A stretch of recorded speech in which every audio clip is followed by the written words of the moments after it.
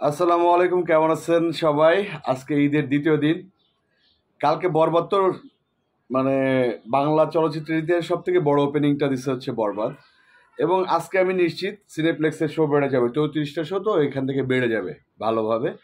এবং সেকেন্ড পজিশনে আছে জংলি। জংলি আমার সিনেমা, আমি চাই সেকেন্ড পজিশনে থাকুক। যে ব্যাপারটা বলতে চাই, আপনারা যারা আপনারা যারা হচ্ছে কি বলে বরবাদ দেখেন নাই, একটু দেখবেন প্লিজ। এটা আমার কথা না, বিশ্বাস করেন বলিউডেও আমাদের এই বরবাদ বলিউডের সাথে টিক্কা দিবে, একদম নিশ্চিত থাকেন, নিশ্চিত থাকেন। এবং আমি অবাক হয়ে গেছি, মেহেদী হাসান হৃদয়ের প্রথম সিনেমা এটা, একটা মানুষ প্রথম সিনেমা এটা করে কেমনে? এবং আমি এটা বলি ভাই, এই সিনেমাটায় একটা বিগেস্ট মেগা স্টার কিনে সিনেমা, ইন্ডিয়ান একটা টিম, বিভিন্ন পারিপার্শ্বিক অনেক ব্যাপার আছে, ইন্টারনাল ব্যাপার, এটা একটা লোড থাকে, ব্রেনে একটা লোড থাকে। তো মেহেদী হাসান হৃদয়ের এই লোডটা ছিল। এবং আমি একদম হরপ করে বলতে পারি যে মেহেদী ভাইয়ের 60% দিছে মাত্র এই সিনেমায়। উনি যদি 100% দেয় বা 80% দেয় বা 90% দেয়, আপনারা বুঝেন কি হতে পারে বাংলা সিনেমায়। কেউ কল্পনা করতে পারছেন? যারা সবসময় আমি পুরনো কথা উঠাইতে চাই না, ইনসার্ট করতে যায়, ইয়া থেকে আসছে, ওখান থেকে আসছে, কি বানাবে। আমি আপনাদের এই ফাইটটা আমি সবসময় দিয়ে গেছি। আমি খালি বলতে চাইছি আপনাদের যে ভাই, আমি মেহেদী হাসান হৃদয়কে চিনি, এই ছেলেটা কি বানাবে একটু দেখার পরে বলেন। এখানে অনেস্টলি বলি, আমি নিজেও এতটা প্রত্যাশা করিনি, একদম মন থেকে বললাম, আমি নিজেও এত প্রত্যাশা করি নাই যে এই সিনেমা এরকম হবে শুরু থেকে শেষ পর্যন্ত, মাথা নষ্ট।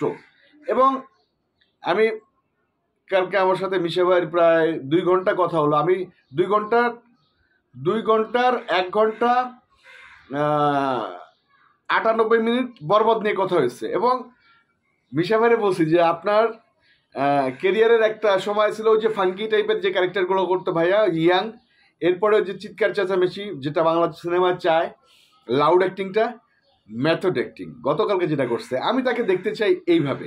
একদম ভিতর থেকে বললাম, আমাদের হয়েছে কি, মান অভিমান সব কিছু থাকবে, বাট ভিতরটা তো এক। শিল্পী, ভালো কাজের ক্ষুধাটা আছে। সাকিব ভাই শিল্পী, ভালো কাজের ক্ষুধাটা আছে।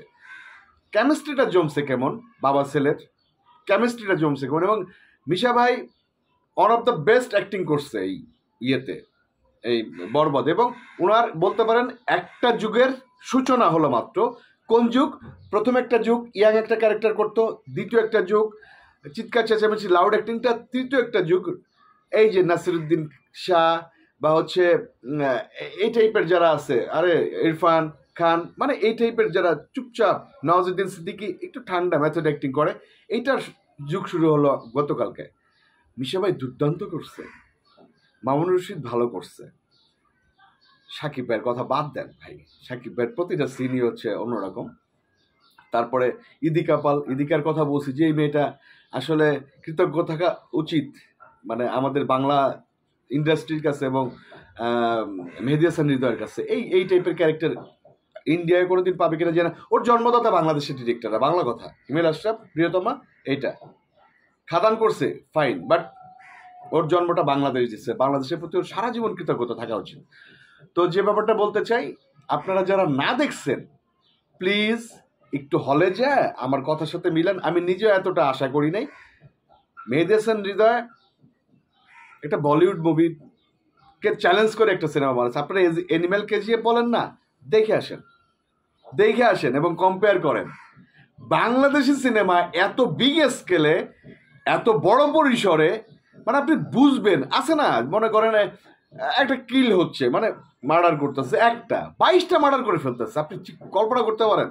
এবং যারা মনে করতেন যে হচ্ছে বাংলা সিনেমায় এইগুলা সম্ভব না, সম্ভব করে দেখাইছে মেহেদী হাসান হৃদয়।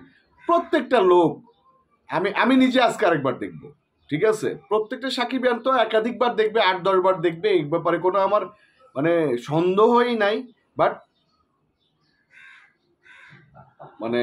সাধারণ অডিয়েন্স এবং বাংলাদেশে একটি লোক খারাপ বলে নাই যে হচ্ছে ভাই এই সিনেমাটা খারাপ হয়েছে।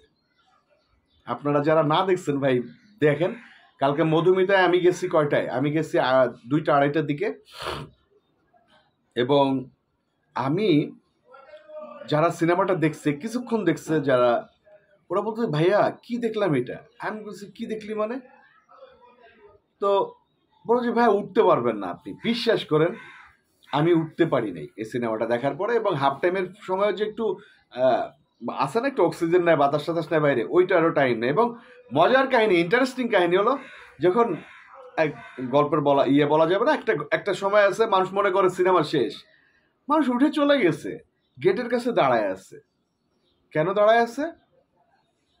সিনেমা শেষ হয় নাই, বাট শেষ করে যাচ্ছে। বাট বাবা ছেলের বন্ডিং আমার মনে হয় পার্ট 2 পাবলিক চাবেই, মানে চাইতেই পারে। সর্বোপরি মেহেদী হাসান হৃদয়ের বরবাদটা হলে যে দেখেন, বলিউডকে চ্যালেঞ্জ করে বানাইছে সিনেমাটা। অ্যানিমেল কেজিএফ বললে বড় বলবেন, এনিম্যাল কেজিএফ এর বাপ এটা। দেখে আসেন। ধন্যবাদ, ভালো থাকবেন, আসসালামু আলাইকুম, ঈদ মোবারক।